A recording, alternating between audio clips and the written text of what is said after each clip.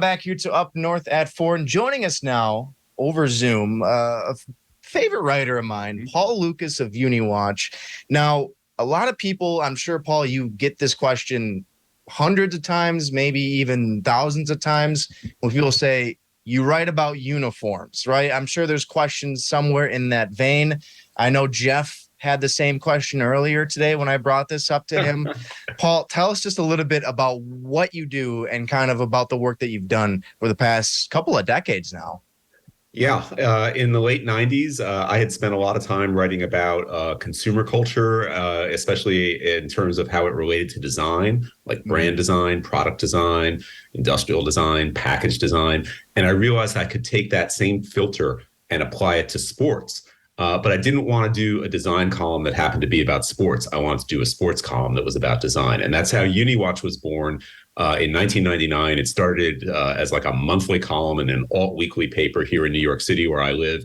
It eventually had a 15-year run on ESPN.com, and now it's a daily blog and a weekly subscription newsletter that I do. So sort of different iterations or platforms for the UniWatch brand, but it's all about obsessing over and geeking out over the details of what I like to call athletics aesthetics. And yeah, I do get that question. People hear what I do and they say, wait, you write about what?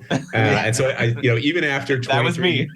Even after 23 years, I still do get that question. And the truth is, not everybody is into UniWatch or, the beat I cover and the depths to which I kind of go down the rabbit hole sometimes. But the people who are into it are really, really into it. So I have a very passionate, devoted readership and following. And while I'm sitting here talking to you, like while we're having this conversation, people are tweeting things at me, emailing things to me, observations they've made, things they've spotted while watching a game or looking at archived video or whatever. And so I'm super lucky to have the UniWatch readership be my eyes and ears out there, because I can only watch so many games, right? And I know in the past you've written about, like you brought it up too, a lot of consumer culture, as you put it. What was sort of like the final push to say, you know what, I'm committing to athletic aesthetics, like you put it? What was sort of that final, the shove, if you will? Honestly, when I started UniWatch, I thought it would just be a sort of a temporary project that would run its course in a couple of years. And that was sort of my history as a freelance journalist at that time. I did not expect it to be so durable and long-lived. And so it wasn't really like a commitment that I made. It was almost more like a commitment my readers made. What I found was the more information about uniforms and that kind, about the visual aspect of sports, the more I put out there, the more I get back from the readership. Really, there's just no end of information out there about uniforms, and not just new stuff. Like, there's always a team unveiling a new uniform or, a new patch or whatever it is they're going to wear, or announcing their new uniform combo for the upcoming game.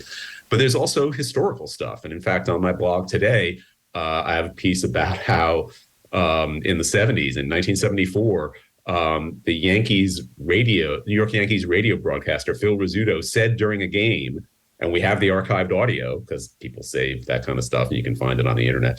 Phil Rizzuto saying, so in yesterday's game, the Cleveland had two guys wearing the same uniform number. That's sort of unusual. And so I was down a rabbit hole. It was like looking up the old box score and like, did they both were they listed as wearing the same number? No. Well, did one of them borrow the other one's jersey? Well, it's theoretically possible because they were roughly the same height and weight and so this is the kind of thing where maybe some people listening to this right now might say, who cares? It was like 48 years ago, two guys wearing the same number.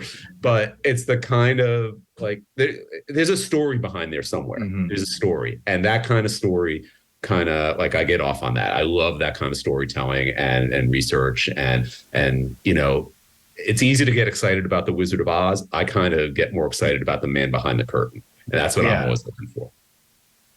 Paul, it seems to me that teams these days put a lot of effort into rolling out their new uniforms, and the fans then tend to either love them or hate them, right? There's a lot that goes into that. Yep. How much do teams listen to what the fans respond to these big rollouts, have you found?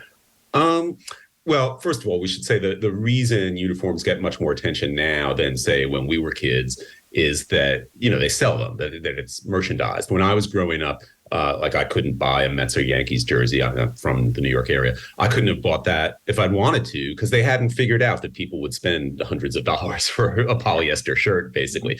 But now it's like a big part of how teams market themselves, how they move merchandise, and so on. There are stories from earlier in sports history, like in the mid 1990s, the 49ers famously came out. The San Francisco 49ers announced a new helmet logo instead of their classic SF that we're all used to seeing on the side of the helmet. They had this weird stylized typography that said 49ers, and it looked kind of goofy.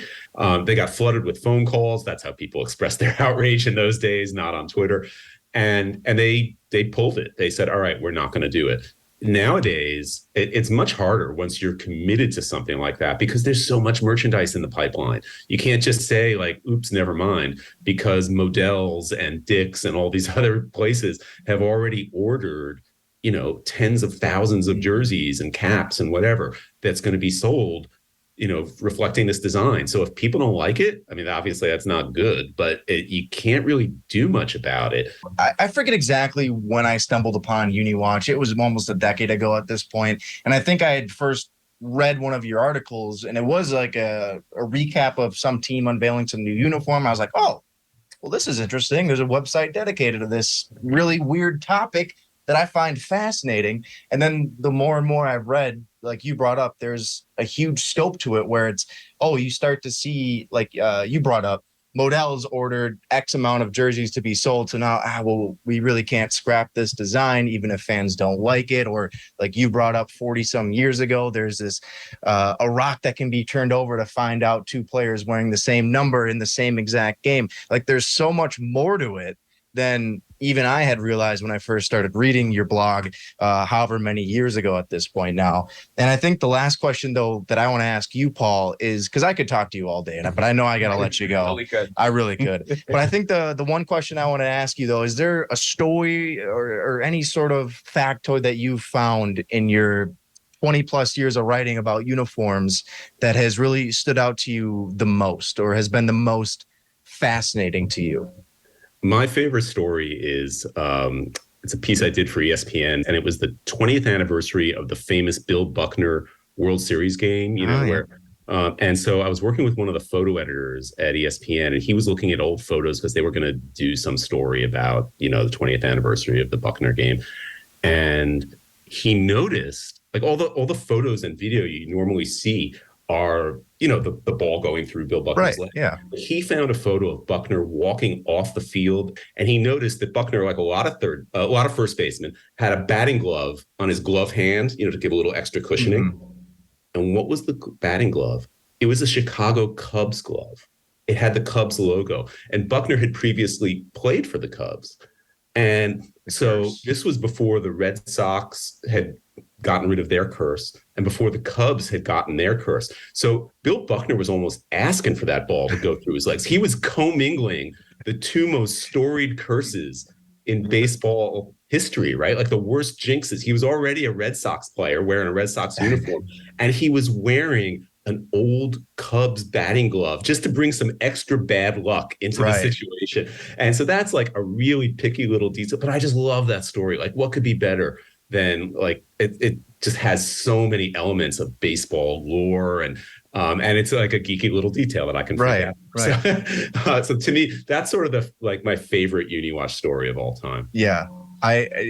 Did you find out while researching that he also broke a mirror and then had a black cat run across? Yeah, and walked under a ladder and all that. Yeah. Tripling down while wearing Red Sox and Cubs gear. Yeah. Paul, I really appreciate you taking the time. I was looking forward to this interview for a long time, as Jeff can probably tell you. Fan of yours right now.